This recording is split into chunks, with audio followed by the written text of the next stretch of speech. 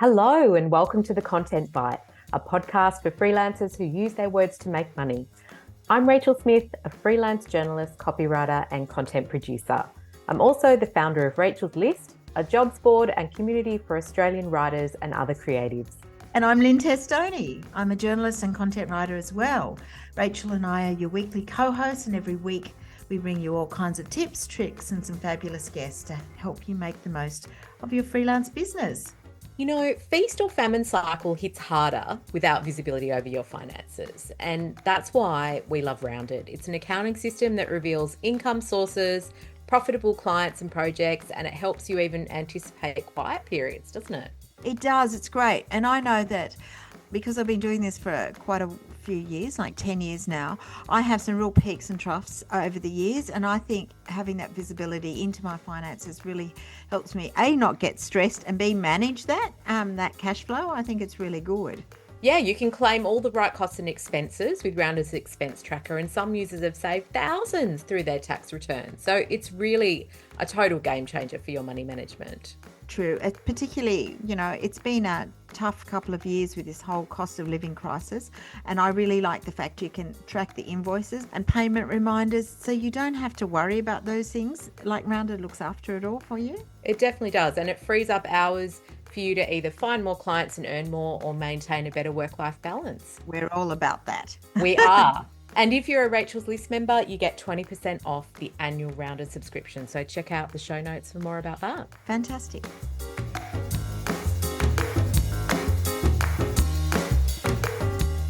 Hey, Rach. One of the things I find, and I wonder if you're the same, I keep finding that I get more and more distracted. I know I do. I can blame social media or the 24-hour news cycle or even just the busyness of my day-to-day life, but I'm finding it harder and harder to do creative work. What about you? Well, funny you should mention that because I just got back from a week in Bali without anyone around. Yes. Yes. And it was like a very strategic remove all the distractions and finish a project that I hadn't been able to finish for 3 to 4 months. And I completely nailed it in 5 days. And that was great. But the biggest epiphany to come out of that is, wow, like look at what we can actually achieve when those distractions are gone, or when we learn to sort of manage life with those distractions, Yeah, so it's very apt that our guest today is going to talk to us about this, because I think it's huge if we can somehow learn how to do it, like it is really hard. We're on all the time. We've got everything flying at it. We have. It's so interesting. So our guest today is Steven Puri, and he's the founder and CEO of the Sukha Company. And Steven's career is so interesting. Yes. He starts. We've been chatting to him off air, and then we thought, oh, we better hit record actually. Yeah. Yeah, we should, because otherwise I'll tell you a little bit about his bio. So he started as an interviewer for a TV youth news show. We've got a few friends who've done that, started here. And then as a junior software engineer at IBM. And after university, began working film production. And he produced some computer-generated visual effects for 14 movies, including Independence Day. That was one of my blockbuster. favorites. Yeah, which won the Academy Award for visual effects. So Steven's first tech company was called Centropolis Effects, and that produced those CGI effects of Independence Day. And he eventually sold it to the German media conglomerate Das Werk when he was 28. So then Steven went studio side to develop and produce live action features as a VP of development and production at 20th Century Fox. I think most Australians have worked somewhere within the Murdoch Empire at some time. Somewhere from News Corp. Yeah, exactly. That's the thing. So running the Die Hard and Wolverine franchises. Wow. And as an EVP at DreamWorks Pictures for Kurtzman Orsi Productions, where he worked on Star Trek, Transformers and more. And after Fox, Steven returned to tech companies, founding the Sukha Company, which is developing a focus app that bundles tools to have a focused experience and a healthy, productive workday. Welcome, Steven. Welcome. What a lovely overview of my life. Some sort of a golden cup at the end. I feel, Yeah, I exactly. think people get very overwhelmed when their bio is read out on the podcast, don't they? They just think, wow, I've actually done a lot more than I thought I had. I'll tell you what goes through my mind, actually. This is probably the result of working in film, a very structured format of writing, is concision. I was thinking, how would I say that in like 20 words? And probably what I'd say is, Steven's one of the few people who's been a senior executive at 2 motion picture studios and also raised $22 million of venture and run some startups. Yeah. So good elevator pitch. See, I should have done that because I did edit it a little bit already. So there you go. So happy to be here. I hope this is a fun and engaging and also actionable and helpful episode. Oh, fantastic. That's what we want. Very exciting. I mean, it's great to have you. We've just heard a lot about your actual career, but what's brought you to this point, to doing the app? That's what I'd love to know. There's probably a deeper answer that will make this more interesting. So I have a thesis that we all have something great inside us. And the question of this lifetime is, are you going to get it out or not? Yeah. And there are a lot of forces in this world to make sure that you don't. You mentioned social media, Lynn. It is interesting. We live in a world where it's not like the biggest companies manufacture things. The biggest companies in the world, their business model is steal your life. Straight up. And they put it in their quarterly filings. They're not embarrassed like they were 10 years ago. Now, Mark Zuckerberg's in front of Congress going, and next quarter, we're going to use these tools to steal more people's lives. Yeah. And it's a very hard proposition in my mind. As I think you guys know, I'm going to have a son in 5 weeks, right? Oh, wow. Yeah, super excited. So I'm going to, for the first time, be thinking a lot. And I've been thinking a lot about, what is it we put into the world that generation is going to inherit? Yeah. And, there was a time when the social media guys, who ran it, their presenting reason was like, oh no, we make this so grandmothers can see their grandkids' photos, and now they're straight up like, no, we're just trying to steal everyone's life and sell it to advertisers. That is our business model. And they're worth $1 trillion because of that. Right. Yeah. So the answer to your question about, why this? So at Fox, from the outside, awesome job. Senior executive at the studio. There are 6 of them at that studio. I was one of them. 50 films on my development slate to, get made, including studio franchises that have a lot of back pressure. If you're on the Die Hard franchise, that movie's going to get made. The studio knows how to project the box office grosses for that. So it's going to be boarded. It's going to be scheduled and boarded. Right. So, Wolverine, same thing. And I definitely reached a point at Fox where I realized my boss was the chairman of Fox Filmed Entertainment. So 2 steps beneath Rupert, then Chase Carey, then my boss. And he was a businessman, for better or worse. And we had a terrible script on Die Hard. I came to Fox and when I was at DreamWorks, he made a very attractive offer to me, deal with the devil. He's like, if you come here and help us make, better movies like DreamWorks makes, I'll double your salary. I'll give you the Die Hard franchise to run. You probably grew up watching the Die Hard movies. I'm like, I did. Oh my God. Yay. Yeah. I'll give you the Every Wolverine Christmas. franchise. Yeah, stuff like that. Exactly. So I went there with this belief, we're going to try and make best versions of things, because at DreamWorks, there's definitely an ethos with Steven and Stacy, who was the chairperson at the time I was there, of go home tonight, try and make your projects 1% better. And I got to Fox News Corp, and I realized there's more a ethos of go home tonight, try and make your projects 1% cheaper. I think I've worked on the print side, and I can relate. It is less inspiring, let's just say, to be polite, right? Yes. And I realized that my boss did not care the quality of the Die Hard script. What he cared about was there was a window of time when Bruce was available to shoot it. Yeah. And he's like, just make it for less than this number. He spelled out the number. And I was talking to him one day. We were walking after a meeting. We were walking together back to his office. And I said, listen, I feel like I'm failing you.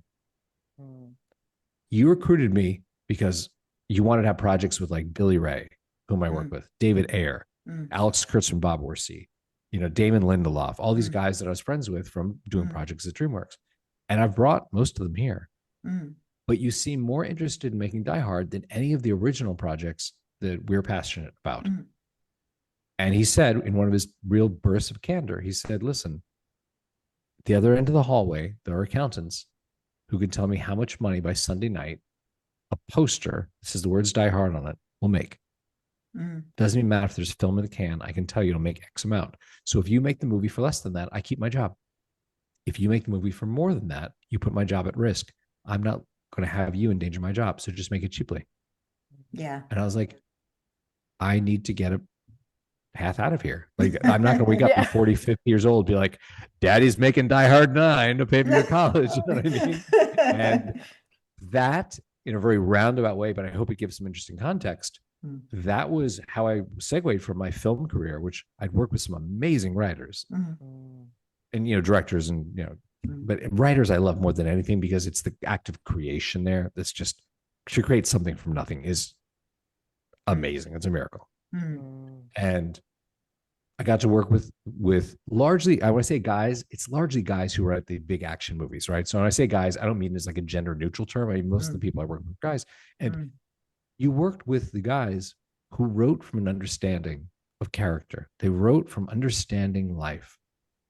Whereas most of the writers in Hollywood write because they've seen movies. And you can feel it, you can taste it. Oh, this is that scene from, right, and you're doing it here with the gender flip. Oh, okay, gotcha. Oh, this is that scene, but you're going to do it in sci-fi instead of period. Okay, right. You know what I mean? And they're all pastiche of things you've seen, as opposed to sometimes you genuinely have a scene and you're like, wow, that's like my mom. That's like, I've lived that reality. Not, I saw that in a movie that you copied. Yeah. Fair? Yeah. So I realized at Fox, that was my future. It was, hey man, if you're fine shutting up and just making cheap sequels and prequels, like, you have a career here. And I hated my boss for that. I was like, you lured me over here with this talk about, let's get Damon here, let's get Alex and Bob, let's get Billy Ray and Chris McQuarrie. Like, Chris McQuarrie wrote the Wolverine sequel for me, and now he's gone on to do every one of Tom Cruise's movies since and all that. And he's an amazing, wonderful guy. Yeah. But would that have happened at Fox 5 years earlier? I don't think so. So I thought, you know what? The only other thing I know how to do is engineering. Let me see what I've learned on my path and how to create something that is helpful. And I had 2 failed companies, which I know you glossed over, and that was very kind of you to gloss over that. I learned a ton from them, right? Because I sold a company in my 20s back when, you think you're better looking than you are and more successful than you are and funnier than you are, right? Yeah. And then, you live a little more, and you're like, oh, wow, that was luck. Like, we sold this company, and there were a lot of factors that were not how smart I am that made that happen. Yeah. So I left Fox, and I had 2 companies that failed, 2 small startups, raised about $3 million for each US. And then I hit upon this where I said, you know what? The thing I've seen and lived is some really high performers, especially writers, because that's mainly what I did in film. Mental tips and techniques and tricks that they used to write at that level and not burn out, be able to crank out scripts. And, this is the guys who are working at the $1-2 million a script level. Yeah. These are the pros. Most of the studio movies that got made had their fingerprints on it, either as the original or as the rewrite. And that's why I was like, I want to create something that helps people do the great thing of which they're capable, right? Yeah. If I believe this, we're all capable of something. How do I give people a tool to go, I'm ready to do that thing, whether it's write the great American novel, or it could be, create a great company, or, do whatever, but just do the thing. Don't be the person who dies going, yeah, I coulda. Yeah.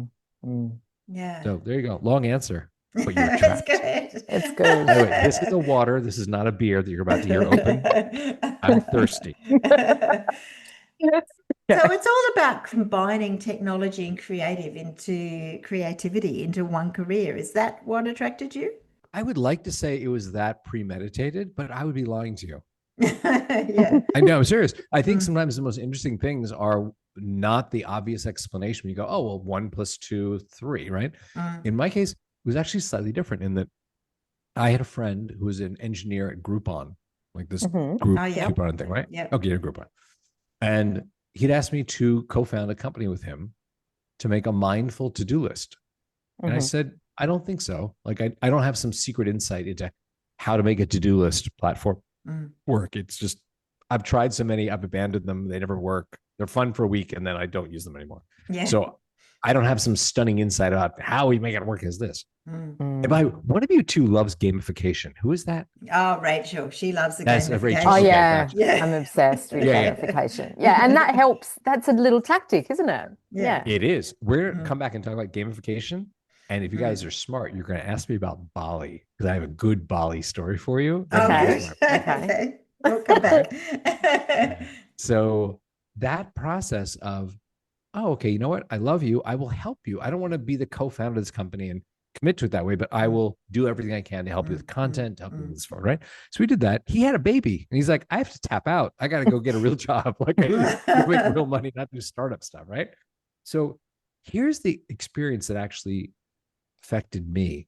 This is my, if you could almost say it's like the inciting incident of this journey, right? I'm in Austin, Texas, sort of in the middle of America.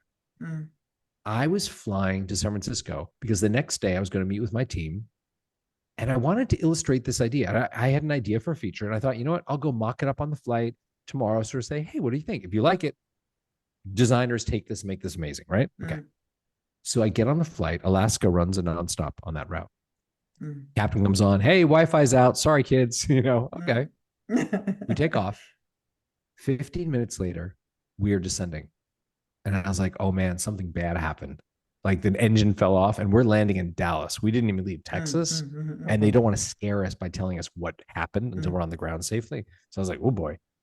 And I looked down and 2 hours and 40 minutes had gone by since I looked at the clock. My sense of time was completely off. Yeah. Wow. And my designs were done and I liked them and they were good. And I had prepared myself for race through SFO, get to the airport, grab a sandwich in the lobby, go upstairs in my room and try and finish the stuff for the morning, right? In reality, I was done. I called a buddy of mine. I was like, hey, I have a free night in SF. You want to have dinner? Yeah. And that felt really nice to be ahead of my day, like in control of my day. Yeah. I didn't know the term flow state at that time. All I knew was somehow I lost track of time because of the Wi-Fi. I wasn't checking my WhatsApp or my email. There was nothing to check. And I just got lost at work and I did really good work really quickly. And I was like, if you could bottle that, and that was a really important turning point because then that led me to go, oh, smart people have written about flow states. There's a practice here. There's science. How do you offer this in a reasonable way? And that's how I started the Sukha Company. Yeah. I think people are obsessed with this, because we've talked about it before. We talked about it earlier about losing that ability to really think deeply and creatively, and it seems like it's getting worse, so how do we get into that state? How do we harness that state? I mean, I was reading something yesterday called the alone zone, where people, they get up, they try and create this alone zone where Lynne, you do it so much better than me. Lynne is great at getting up at 5 a.m. and doing all the things she needs to do and going to Pilates. Lynne. Okay. Good. And I'm getting up at 8 a.m. because someone said, I need my lunchbox now and get out of bed. And, so we all have different ways of harnessing that time. But yeah, it's interesting. I mean, do you feel like it's getting worse and so that's why we need things like that? It's absolutely getting worse. But let me ask you guys a couple questions. When you have something to do, like for example, Rachel, you talked about your experience in Bali, which we're going to come back to, right? Yeah. And you're like, the way in which I was able to manage my brain, my spirit, channel it. Yeah. I produced those 5 days what I needed to produce. Like that was a win, right? Yeah. So here's my question. When you guys have something you need to do, what are the biggest obstacles in terms of, is it procrastination? Is it distraction? What is it? Like, what are the things make it hard? I find it's distraction. That's what kind of me. distractions? Oh, just the house, but mostly the internet, really. Yeah, the internet, like particular websites or social media apps. And emails coming through, all that sort of stuff for me. Sure. What I'm about sorry you, that Rach? I emailed you, but okay. That's good. Yeah. I'm the same, but a little bit different because I share an office with my husband and he's in IT. Oh, nice. So it's not nice. He's constantly on back-to-back meetings, constantly. And it's bad for him too because he never gets any work done because people are constantly putting him in another meeting and then he works till midnight trying to get his actual work done. But sitting next to someone like that when you're a writer and you need no distractions to get stuff done is really hard. Why don't you move? Well, we are in the process of putting a desk in one of the bedrooms that can just be like a temporary desk that you flip up and one of us can go there with a laptop. So we're doing that because other things we've tried have just been too annoying. Like you've got to get a desk out and set it up and blah. Yeah, sure. Yeah.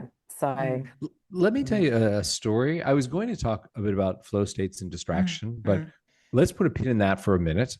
I'm going to say an interesting story that goes back to Independence Day and about what you were just describing about like certain places where you have to like commit to your mind being in a certain state. Yeah. When I had met Roland Emmerich and Dean Devlin, right? They had traditionally rented a villa in Puerto Vallarta, which is where they wrote. And I'd asked Dean about this once. I was like, why do you guys go down there? There's this thing in the office people talk about.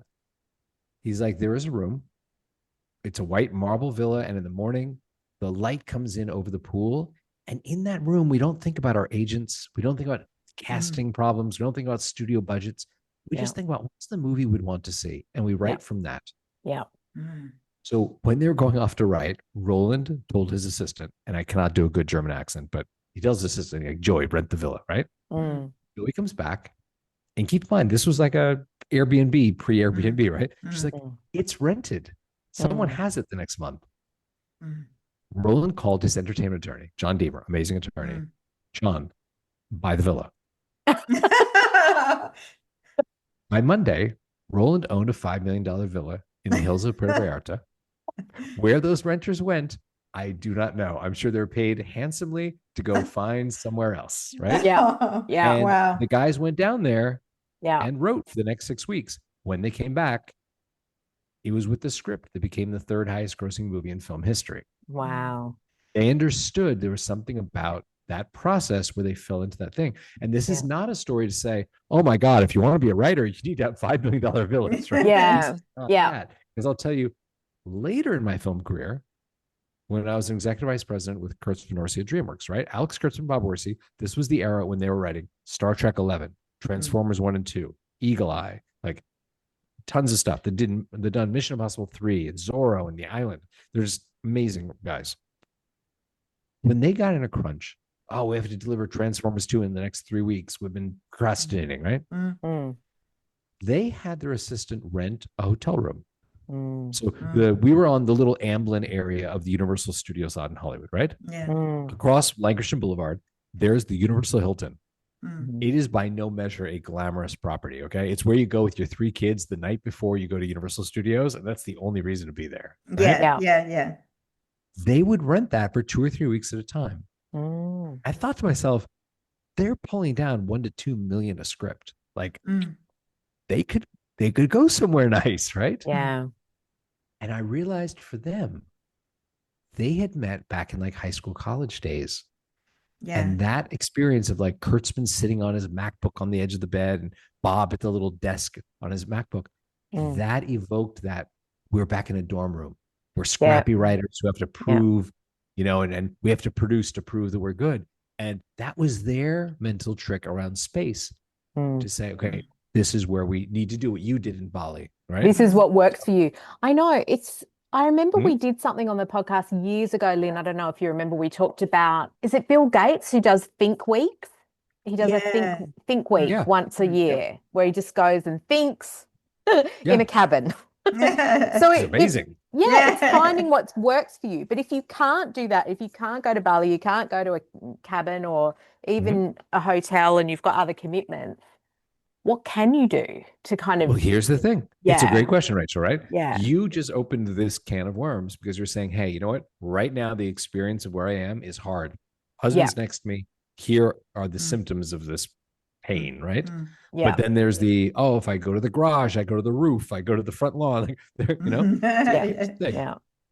I learned this by trial and error because when I started working remotely, I did the thing that I realized a lot of people do, which is, in the morning, I'm in the kitchen for obvious reasons. I have a laptop. The light is beautiful. I'll work from the kitchen for a couple hours. Then I'll come upstairs to my office here. Oh, and then in the afternoon, maybe I'll go to the sofa in the living room and be, down there with Laura or something. Like, and I realized I was confusing my brain because I never let it have that thing of like, oh, we're in this space. Yeah. This is what we do here. Yeah. And everything falls away. Yeah. Oh, I'm in the breakfast space where we make food and go to the fridge and do the thing. And I've trained myself the past couple of years to say, oh, you know what? I need to go write a blog post. Yeah. Oh, I need to go write some code. I come here, I close the door, and my brain instantly goes, oh, okay. Yeah, I get it. Yeah. We're here for a reason. So it's free. You just need to find that place. I realize it's challenging as you laid out sometimes, right? With the family and the whole thing. But if you make a sincere effort to go, how do I train my brain that in this place I do this thing? You will start to feel the rewards. Yeah, that's a good point, isn't it? I because I am an early morning person, nobody else is awake. And that's how I beat the email challenges, because I hardly ever get any emails early in the morning. Yeah. And so I come in, I clear the emails, and then I have 2 hours of free time. I usually turn my notifications Okay. off. Yeah. Do you know what screenwriter was famous for the 5 a.m. work? Oh, no. Ron Bass, who wrote My Best Friend's Wedding, who wrote Rain Man, right? So he was famous, infamous, if you will.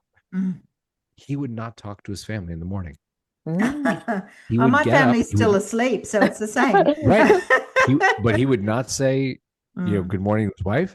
Yeah. He's like, I'm not the dad who's going to make pancakes and like, who needs a ride to school? He said, when I start talking to you, I can't hear my characters in my head anymore. Yeah. Yeah. So I need that early morning time completely alone. And that really opens up a conversation here about chronotype, which for those at home who are playing along, or in their cars, chronotype is the concept that there are certain times of day that you're more adept at doing certain kinds of things. Yeah. And Ron Bass was famous for being very aware of his chronotype. He said that 5 to 9 a.m., I'm not going to talk to my agent. I'm not returning an email. I'm not doing anything, because that's when I hear the words that will get a Julia Roberts or Tom Cruise or Dustin Hoffman to say yes to this script over the 20 other scripts with checks stapled to the front that are sitting on their desk, right? Yeah.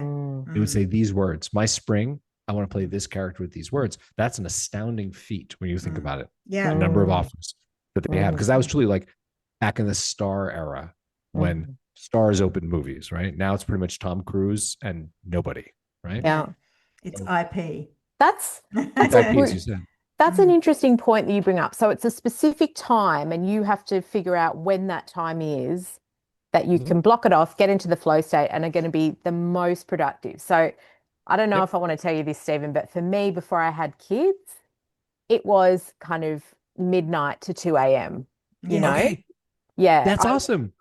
Thank you for sharing your dirty secret with me.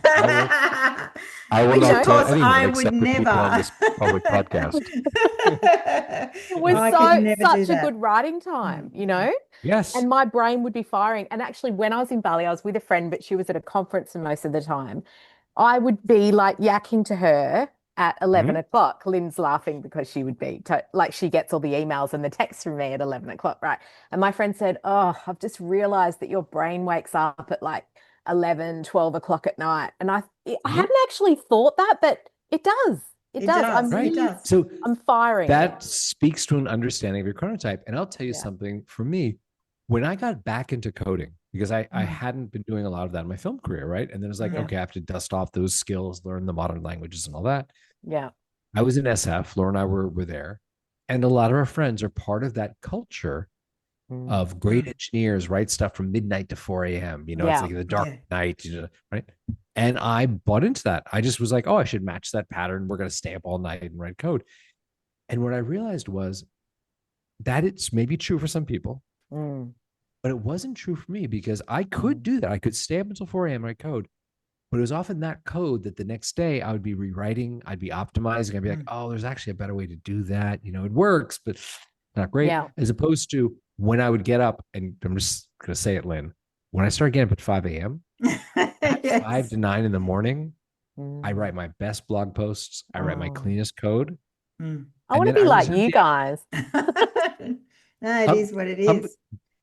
Get in the water. It's warm. Join the 5 a.m. club. I can't do it. I can't do it. Oh, But God. then at the No. same time, when you send me emails like at 11 o'clock, I There never you go. see them. And if I did, No. my replies would be rubbish. No, I know that you're not going to see them till like 7 or 8. But yeah, but Well- if you well, don't have a 6. kid, you can write till 2 in the morning and then get up at 10 a.m. and start your day. Yes. You know, everything Right. just moves forward. But yeah, I only do it It's very true. rarely now, and when I'm absolutely desperate Yeah. I'm Or on you deadline. go to Bali. Or I Oh, go to yeah. Bali. Yeah. I need it. Yeah, I need have that. to write this blog post, honey. I'm going to Bali. See you in a week. If you could Yeah. pull that one off, I would love to know how you did it. Yeah. Yeah. Sounds Yeah. good. So doesn't anyway, it? I just bring this up as a couple of like mental Mm. tricks, techniques, whatever you want to call them, that I've seen great writers do. They associate a place with a kind of thing they do. I'm going to write in this place, and Yeah. going to that place then tells their mind, let's Mm. drop in and write. Mm. Yeah. Understand times of day. Very easy way to figure it out. You don't need my app. You don't need anybody's app. Mm. Take a piece of paper, Yeah. divide it up into 5 days, Monday morning and afternoon, right? Mm. Yeah. And just jot down roughly what you did. Oh, this morning I worked on blog posts. How'd you feel? Pretty good. Oh, this afternoon I worked on my newsletter. How'd you feel? Not so great. I'm telling you, you do this for 5 days or 10 days, look at it, you will see the pattern. You're like, I should not be writing creative stuff in the afternoon. I should be returning emails or, working on the business. I should not be doing this at this time. I should do this. It will stand out in high relief to you if you just log it for a week or two. That is a great strategy that I think most Thank you. people would not have ever done. Mm. Really. We're winging it. And you can do it for free if you have a piece of paper and a pencil. Yeah. Yeah. Yeah. That is a really good idea. I love that. I'm going to do that. So do you think there are some common things that you see over and over that stops us from being creative? Is it like carving out that time, or is it a mindset thing? Well, you put the word in there, being creative, which is a very specific kind of productivity, right? Yeah. So there, as you know, in my platform, the 3 biggest cohorts of members are writers, software engineers, and designers, right? All knowledge workers who are like, if I could focus, I could do my best work faster and have more time for me, right? So Yeah.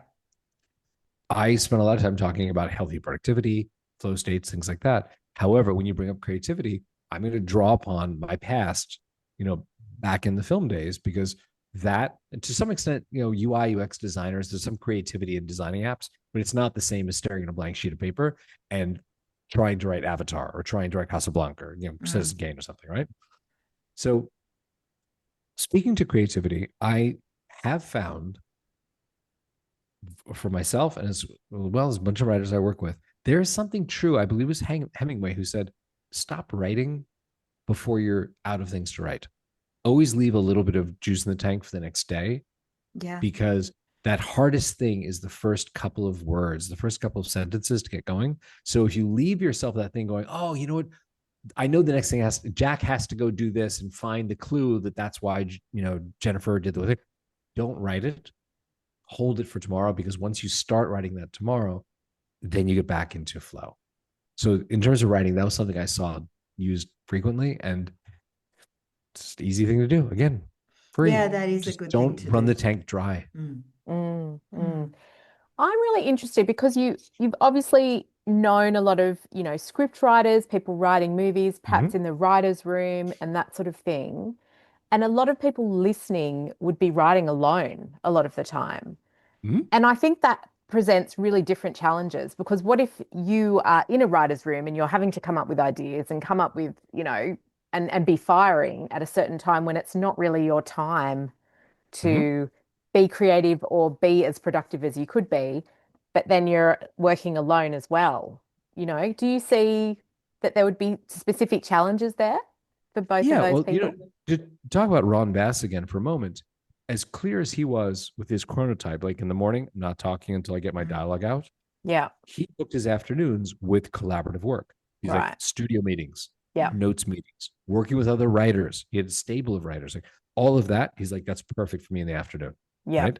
So as you develop a sense of your chronotype, it's not that the only point of doing a chronotype is when should I be alone writing, but it's also that feeling of, oh, when is it a great time to be collaborative? Like, Rachel, thank you for reading my draft. I would love your thoughts on it. Can we talk for half an hour about what you thought and know what time of day you're the most receptive to that sort of interactive experience? Yeah. And also, you're emotionally receptive to it. I will tell you a story, and I'm going to falsify the details a little bit out of respect. So when I went to DreamWorks, I remember very clearly the first meeting I had in Steven's private conference room, like right off his office. He had, that whole Adobe beautiful Southwestern, sort of Amblin complex, right? So he had this particular conference room, all rough hewn wood and stuff. And as much as I'd done a bunch of stuff in my career and worked on Academy Award winning movies and all that, I'm not gonna lie, there was a moment of that first meeting where I'm like, OMFG, I'm in Steven's conference room in a meeting where he's treating me like a peer, like we're all trying to do this development together. Stacy's sitting there, the chairman, Holly, the president of DreamWorks, another executive, myself, two writers, producers, like, wow. Okay. So I'm watching, how does this go down? Because he's probably the most impressive director that I'd worked with. And I'd worked with Cameron, I worked with David Fincher, I'd worked with Brian De Palma, Jim Jarmusch, Woody Allen, like Mel Gibson, I'd done Braveheart, like a lot of stuff. And I'm sitting here with Steven Spielberg, right? And this thing happened. We were discussing, I'm going to falsify the details just out of respect, an alien movie, right? And Steven has done some big alien movies. He knows, he's thought through how do you do aliens on screen, right? And he brings up something akin to, well, this is where the alien should just come through the wall. And then we discover that their weakness is this thing because we sort of tip the audience off. That within 2 minutes, someone who's coming through the room, I'm going to call him the coffee boy, said, I think we just saw that last summer in this other movie. What if it were more, he comes to the wall in this? And I thought to myself, oh, that's the last time we see Coffee Boy alive. That's so He'll be in small pieces in the dumpster behind the Universal later. And Steven paused for half a beat and said, oh yeah, that's good. We should do that. And the conversation moved forward. And I was like, wow, like you play the game at that level where you're not precious with your ideas. Yeah. It is truly about best idea wins. Yeah. And I noticed that with some of the best directors I worked with and some of the best writers is that there wasn't that thing of like, my idea must survive this draft, this cut. Yeah. It was, oh, you have something better. I want to make something great. I want this to be a movie for the ages. Yeah. And that, when I watched that, I was so taken aback of like, man, that was smooth. And no one in the meeting treated it as odd. It was just like, oh yeah, okay. And you scribble that, okay, aliens should probably do this. And I offer that because we talk about chronotypes and how do you interact as a writer, is that when you do get to a certain point of being confident, which artists are often not, so there's a lot of insecurity, right? It is a subjective business. There is no empirical right. It is not like math. 2 + 2 will always be 4, pretty much, right? So that means there's a lot of fear and insecurity because you're like, I don't know if this is better or worse. What do people tell me, right? So for that reason, it's very easy to be insecure, understandable. But when you reach a certain point of confidence, it really opens up creative sort of conversations that are much more interesting when you're like, I'm okay for my ideas to be shot down. If you have a better idea, like that's why I asked you to read this. There's a real confidence in being prepared to be wrong. Yeah. Yes, Lynn, that is a much more succinct way of saying what I said in 30 minutes. Thank you. No. Yeah. So one of the things I'm hearing from you is about developing a routine for creative work. And I think sometimes writers or creative people generally are scared by routines because they think it's going to hamper them. But from what I'm hearing from you about getting a spot and a time or whatever, that actually helps create more, gives you more creativity by having like a template. Do you think that's true? How can we do that? Or more productivity? Let me just say this, which is I worked with professional writers who are working in a very rigid business, right? So these are not the writers. This is not Hemingway where it's like, I'm going to go get wasted on a bender in Cuba and try and write some great novel. This is not that. This is, hey, the writer's guild is giving you 8 weeks to write this many pages and you have studio notes and your agent will be checking with you every 2 or 3 days. You know what I mean? Like this is this is not something where you get the same creativity as writing novels or, going off to the coffee shop in, Prague and coming up with the next Harry Potter or something, right? It's kind of structured. I can only speak to my experience, which is these are people who are like, yeah, man, this is how I pay my kids' college.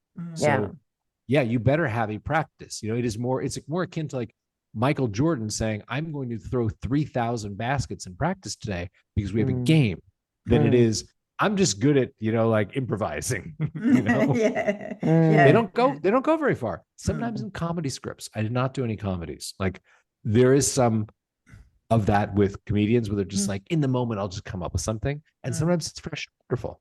Yeah. But I did mainly action movies, like big summer movies. Tell us about the app and how it sort of helps, people that we talked about off air, about people who tend to procrastinate, how they can focus and minimize distractions. Of course, we'd love to talk about this. And the flow state conversation we had before is really germane to this.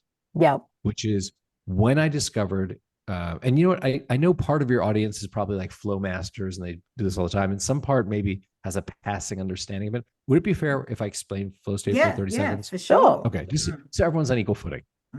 There was a Hungarian-American psychologist, this guy, Mihai Csikszentmihalyi, and he had a thesis, which is these high performers in different disciplines, artists, athletes, scientists, inventors, they go in these concentrated states where they do the thing that makes them famous, the thing that changes the world. And they describe it in very similar ways. And he was like, what's up with that? Right. So like Prometheus going up and stealing from Hephaestus on Mount Olympus, he's like, I'm bringing down fire for the rest of us. Let me see what this is. He did his research. At the end of it, he wrote the book Flow, which is from whence we get the name Flow State. It is the seminal work on this. And he said, I think, such a great thing. He said, I chose this word flow because it was the most beautiful metaphor I could find for what I discovered, which is we are all on the river paddling to move ourselves forward. But if you align your boat with the current, it carries you.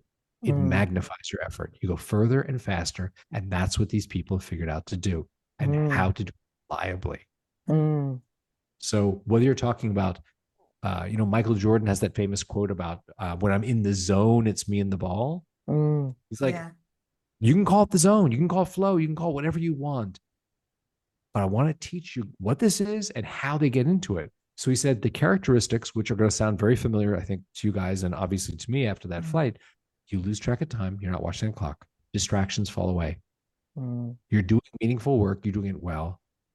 You're doing something where you have some feedback. Like you can skip back and reread some paragraphs, go, how is this working? Or, if you're playing a game, you look at the scoreboard. If, you're Picasso painting Guernica, you can stand back and go, is this starting to represent the horror of war? And he said at the end of it, because you feel in control and you're doing great work, it gives you energy as opposed to depletes you of energy. And once you've done this, it's kind of a magical experience.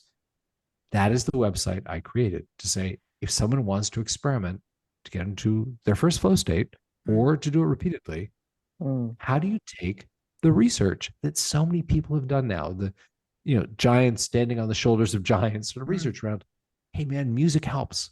There's a ton of research on 60 to 90 beats per minute, certain key signatures, ambient, non-vocal music. For most people, is a sweet spot. We all have the friend who's the outlier who listens to Tchaikovsky or 80s gangster rap or something. You know what I mean? Like we all have that friend. It's like, this is how I get. But for most people, there's a lot where it helps your brain just fall in. And then you have that experience of looking up 2 hours later. You're like, oh, wow, I'm done. And it feels great. So the end of the answer to your question is, I really set out to say, how do we take these sort of 5 components that they write about, saying these will help you get into a flow state, and just make it really simple. We open a website, there's a big play button in the center. You click it when you start writing. And there's a Pomodoro timer to remind you to do some healthy things, because you do need to drink water. You do need to stand up every now and then. You need some cadence of respecting the fact that you do have a body. You have a manifestation of yourself as, human. There's music, there's a smart assistant. And I'll tell you, for you guys, I appreciate you answered my question. I'll tell you, for me, here are my big bad things. Yeah. When I hit a point and I have writer's block or I'm reading what I wrote, I'm like, it's just the muses are not singing. My hand, without my thinking, will reach for my phone, get that little dopamine and be like, let me see your WhatsApp. Maybe, Rachel is up and she sent me something, or, Yeah. and I'll open it and it's never 1 minute, because then it's WhatsApp and I check WhatsApp and then it turns to my email and then I'm in TikTok and I lose. And that turns into the end of the day and I'm frustrated. So I was like, okay, Steven, you need to be honest with yourself. You need something that just nudges you, go, do you want to be on your phone? So we built that. When you hit play, you get a QR code that pops up for a minute, tap it with your phone, put your phone down. If I pick up my phone, my little laptop, my smart assistant in Sukha says, hey, I see you on your phone. Do you need to be on there? Just like a friend sitting next to me. And it gives me that one moment. It gives me that one moment to go, who do I want to be? Yeah.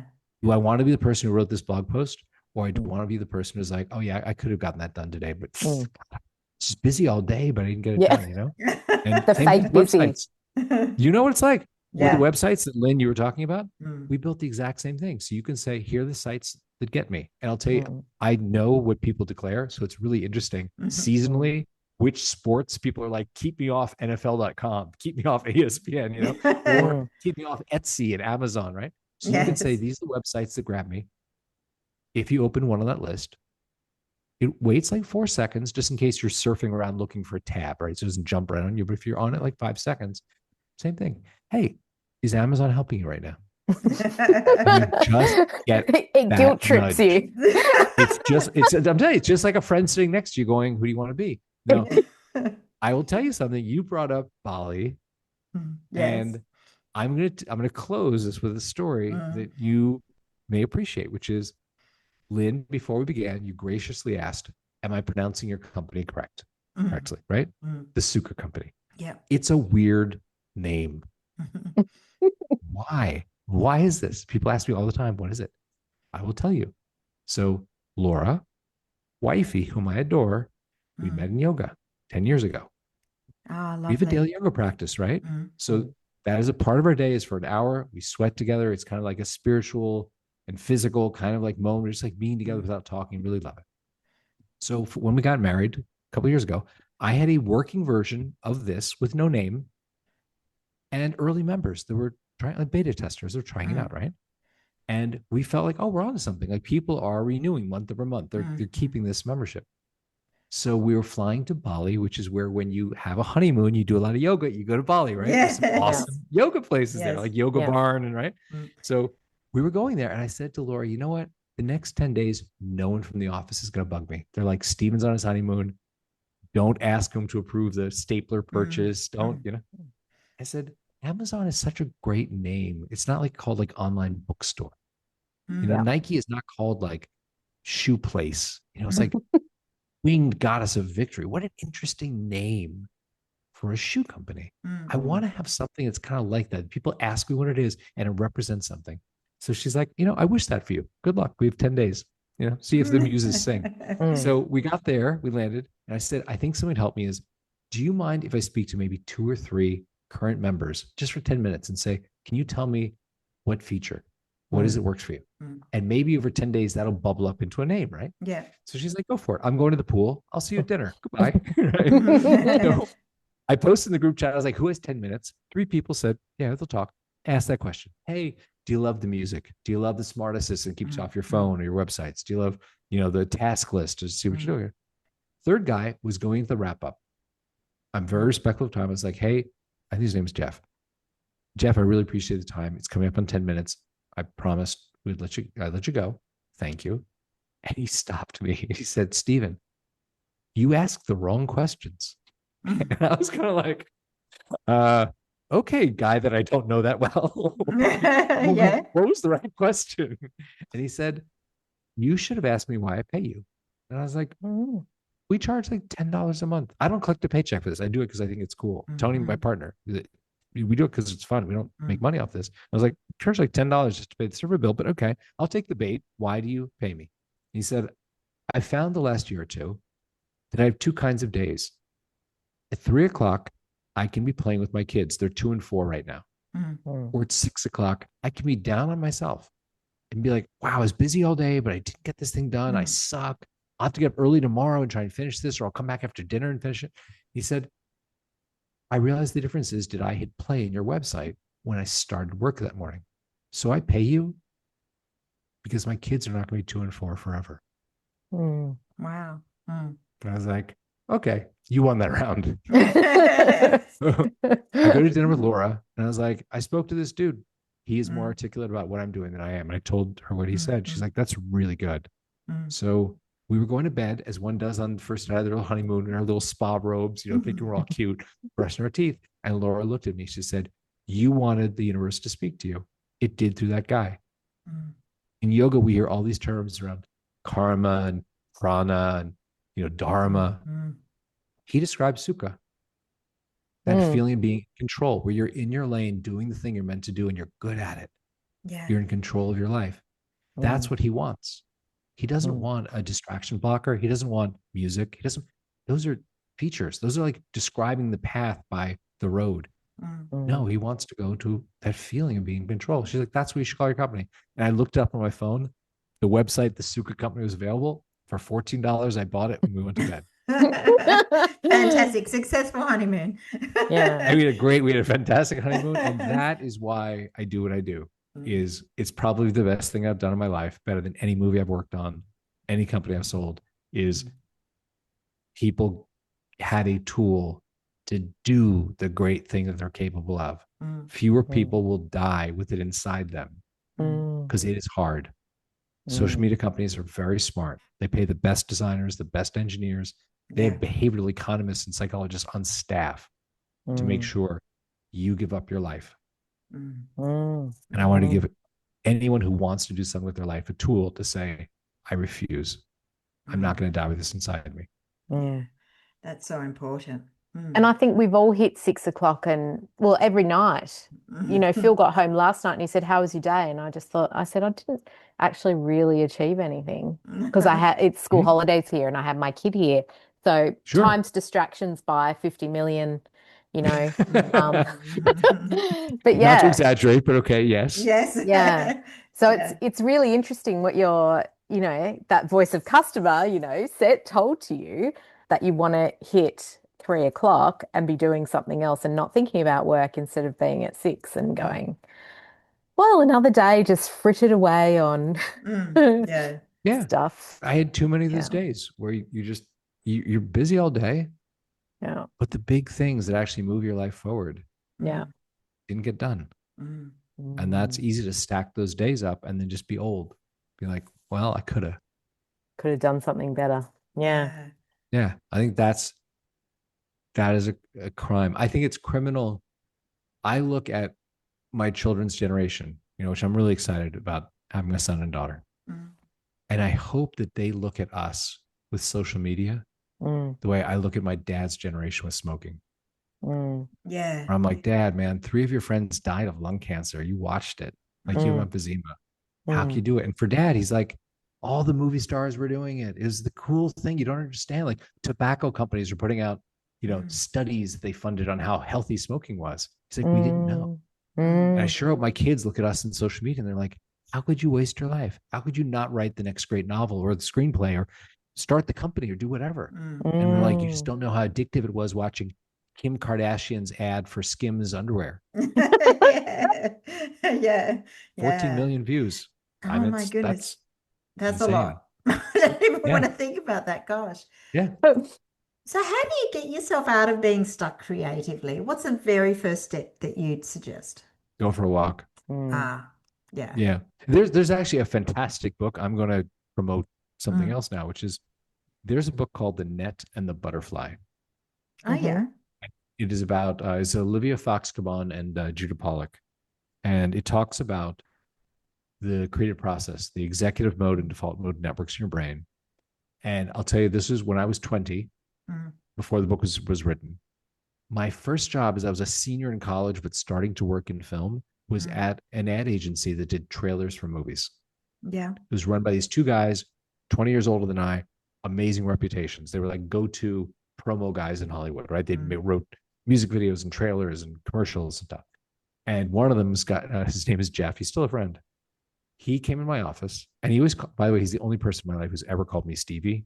So for the purpose of the story, he's the one calling me Stevie, right? He comes in my little office, which had no windows. I was like 20 years old. And my job at that time at the agency was, when rough cuts of movies came in, we did a lot of Warner Brothers movies and a lot of Buena Vista, essentially Disney movies, right? When movies came in, I would assign them to a writer to write the trailer. Oh, we got in this great Will Ferrell comedy that Sony's going to release next year. Rachel, you did a great job at that one last year. Here, take this home, watch it, start to write, right? So Jeff comes to my office and he goes, Stevie. I was like, yes, Jeff. It's like, you know, Bart. And I'm like, racking my brain. I'm like, there's a guy in the vault that delivers tapes named Bart. He's like, yeah. You ever given him a trailer to write? I'm like, Bart, the guy who like gets coffee and like delivers tapes around Hollywood. No, Jeff, I haven't. Where are you going with this? He's like, I got an instinct about him, Stevie. Okay, you know what, Jeff? You've been doing this for 20 years. Let me find something for him. So I pulled like a Warner Brothers B title that had like a month deadline. So if he comes back after a week, he's like, I hate this. I don't want to do this. I can give it to a pro and knock it out, right? 2 days later, Jeff's in my office. Stevie, how's Bart doing? I was like, Jeff, I gave him that movie 2 days ago. I'm not going to stress him. I'll ask him Monday. Fair? He's like, okay. What else did you give him? I'm like, Jeff, he's never written a trailer in his life. I gave him one movie. I don't want him to blow his brains out. And he goes, Stevie, let me teach you how creativity works. It is never about the thing you're thinking about. It's about the other thing. If you give him one movie to watch, he's going to stare at that thing with little beads of sweat coming down his temples, and he's going to write the most obvious B version of that trailer you can imagine. The part of your brain that does that, I don't know, what do chocolate and peanut butter taste like together? Yeah. It's not the part that you think you're thinking with. He said you have to give him another movie in order for this to work. Can I tell you how many times in the last 20 years I've seen that proven true in film, in technology? Bart is now a writer, producer, a senior producer at Fox in the TV side of Fox, right? Doing this. Jeff called it. He's like, that kid, there's something about him. He was right. And that book I mentioned is about the neuroscience behind why it is, if we're walking or doing the dishes or showering or driving, sometimes you have that idea that you do not have when you're sitting at your laptop staring at it going, I must think of the next great paragraph in this thing. And it's because the default mode network, which is, to be very reductive, sort of like the little child, the one that's like, oh, you know what?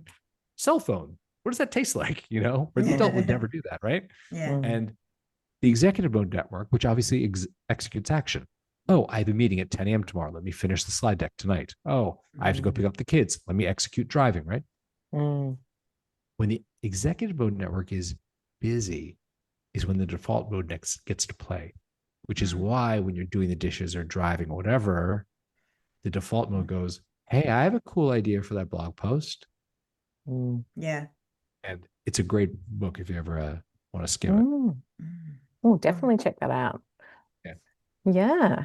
I've talked your ears off. No, it's great. Polite. It's really good. It's so interesting. I think all our neuro we're bamboozled. They're all firing now. So we're looking on. It's interesting because we've talked about other people a lot. I would like to know what your daily or weekly system is.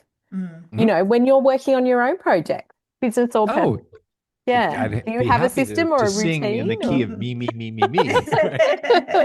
I realize, like Lynn, that I'm very good when I get up at 5 a.m. And in my case, when I sweat. So I'll either do 5 a.m. yoga or go to the gym for a little bit to get the blood flowing.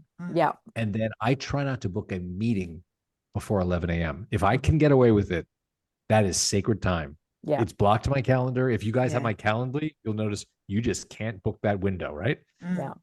It's when I write my blog posts. It's when I do decks. It's when I write code. It's when I do graphics, whatever it is. And that is the time when I actually have that clarity of thought where I can be concise.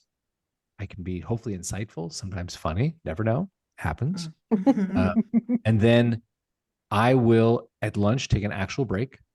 During the morning, I use my own Pomodoro timer in Sukha. which every 25 minutes says, hey man, stretch for 5 minutes. Here's the breathing. We offer you like a breathing exercise, or go get water, or do something, right? So I do that, but then I do by mid-morning need some sort of a actual reset. Like, hey, I'm gonna go downstairs for half an hour, whatever, have a salad, walk around, do something to get out of the chair, right? Yeah. And then in the afternoon, I'll have a next big goal. If the morning has a big goal, usually around creativity, the afternoon will have a big goal around business, because I'm better at thinking through those sort of collaborative things. Like, there's a reason we are not having this conversation at 6 a.m. Yeah. Right. Although you guys are 15 hours ahead, I think. Yes. Okay. Oh, that's so interesting. So one of the things we ask all our guests on the pod is about the tools that they use. Like, obviously there's your app, but I'd love to talk about other sort of tools that you can recommend that's part of, things you can't do without, makes your work go better. To be generous, I will mention things that I do not use, but I think are good, because I'm a big fan of simplicity. Yes. I find sometimes like Google Tasks is enough for me. I don't need to use Asana or Jira or Linear or Todoist or Trello. Like, sometimes like those task managers feel to me like a job unto themselves, just to manage and groom them. Yeah. So I'm a big fan of, hey man, if there's a way to do it with my phone, my calendar, like, great. And when I need to be in a flow state, I just open the website, hit play, and go. So that's how I work. However, let me mention some other things that are very good. I just don't use them. Fair? Yeah. Okay. That's a first music, for the podcast. Yeah. For music, I know a lot of people like Brain FM and Endel. I've tried them. They're really good. They're really smart, if that, is your jam, if you find the thing that you want. Sometimes our sense and sound is so specific. It's you got to hit that thing where you go, that's my groove. I'll give you an example in my life of something that struck me where I was like, when we started Sukha, because there's a lot of research, as I mentioned, into the kind of music most people use, right? I have a lot of friends who are film composers with time on their hands, right? Hey, friends, could you write stuff within the spec? So we have like 1,000 hours of original music, right? Written by friends. They're just like, hey, man, I have some free time. Sure. Here we go. Now, there is a buddy who's a sound engineer for LucasArts doing like the Star Wars games up in Marin, north of San Francisco. He calls me. He's like, hey, so I just got back from Nepal. It was my son's graduation present. He wanted to go to Nepal. While we were in Kathmandu one day, it poured rain. It was this lush downpour. We didn't even leave. And I had my audio equipment and I recorded 2 hours of it. Do you want it? And I was like, for free? Yeah, let's do an experiment. Julian, let's just throw up a playlist in the middle of all the lo-fi beats and the down tempo and the upbeat stuff, right? Let's throw it in there. I called it Himalayan Dream Rain. And it's just a 2-hour loop of rain coming due. Can I tell you, it's our third most popular playlist. Oh, wow. And I didn't promote it. I just put it there quietly to see who would find it. Yeah. Which then opened me up to, in the group chat, hey, who's listening to this? Like, why do you listen to that? What is it? And some people talked about how it evoked for them. Like, I used to be at my aunt's house, my grandmother's house up in the mountains, and I'd hear this. And it was like, oh, wow. So it does that mental thing for you. So we launched the Surf in Cyprus. Yes. Emerald Lake in Canada, which has, I guess, some indigenous bird that's very particular to that area. A stream in Japan, just like you're sitting by a gurgling brook, writing your poetry or whatever. And then a woman asked me for a coffee shop, which I have a very sweet spot for coffee shops, because when I was a development executive, I'm not a great writer, but I was a pretty good executive. And it means every weekend you're taking home a stack, 10 to 20 scripts to read, right? Yeah. And treatments and books and video games that people want you to buy, right? So across from the Directors Guild on Sunset Boulevard, there is a famous coffee bean and tea leaf. It's known as like a writer's clubhouse. All right. And when you go, maybe you've heard of it. When you go in there, it's a sea of people inside and outside on their MacBooks, writing the next great screenplay, writing the next great, teleplay.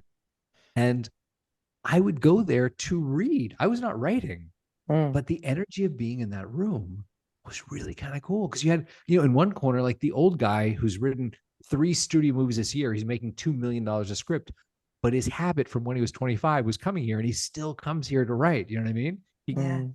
And you have like 2 girls who just got off the bus next to you who are like hunting and pecking their first TV pilot, And there was something about being in there where it's not a social environment. Everyone's not just going up to other people like, what are you writing? But it was an energy of, we're all trying to do something great. I really loved that. And so a woman said to me, like, have you considered putting up a coffee shop? Because I used to work in coffee shops before I had kids. Yeah. Now I can't, out of the luxury of going to write in a coffee shop. And we found someone recorded 2 hours or an hour and 40 minutes or something of a coffee shop in Vienna, Austria. Oh, yeah. And you hear the, baristas and the little cups clattering, stuff like that. We put it up. Some people love it. So I share that because it is interesting how sound, we're so particular about the sounds that allow us to drop in and do the thing. And I learned a lot about that. So Endel and Brain FM are fantastic products. I don't use them, but I know friends that do and really love them. Right. Yeah. So find the thing that works for you. It doesn't have to be what I created. It's just whatever allows you to go, I want to do something. I want to do the thing. Yeah. Amazing. Steven, we could talk to you all day. Thank you so much for Super such fun. a great Thank you for having me on. Yeah, all your very cool stories. Love them. Tell us where our audience can find you and subscribe to the Sukha. Oh, that's very sweet. I will offer 2 things. If there's anything that I've said where someone wants to know more, it does not have to be about the Sukha Company. It can be, hey man, you mentioned Cal Newport or that Hungarian guy or whatever. They're welcome to email me. My email address is very public. It is Steven, Steven, at thesukha, thesukha.co. Send me an email. Go, could you tell me how I could learn more about whomever, whatever? I will send you back a link. It will not be 19 paragraphs of my life. You don't want to read it. I don't have time to write it. But I do get back to all my emails in 24 hours if I'm not sick or traveling. Wow. So that's just open offer. Anyone who wants to learn more, right? Yeah. And if someone wants to try Sukha, it's free for 7 days, man. No credit card, no funny business. Like if you don't cancel, we'll bill you. We don't even ask for a credit card. We have 94% paid retention because the people who get into a flow state, they're like, this is magic. Why would I do anything else? So you're welcome to go to thesukha.co. Try it for 7 days for free. Okay. Fantastic. Cool. We'll put some links in the show notes and that'll be fantastic. Yeah. Wow, Steven, thank you so much for being our guest this week. It was super fun. It was. It was really great Really chat. good. Yeah. So that brings us to the end of the show. But thanks to everyone listening. And don't forget to leave a rating and review. And also go to the show notes to find out how to get a transcript of this conversation and connect with Steven. That'd be great. Thank you. Bye, everyone. Okay, bye, everybody. See ya. Thanks again to our wonderful sponsors, Rounded, easy accounting and invoicing software that helps freelancers run their business with confidence. And don't forget, if you're a gold member of Rachel's List, you can check your welcome emails for an exclusive discount code on the annual subscription rate. You can also find it in the private Facebook Gold group or just contact us at hello@rachelslist.com.au.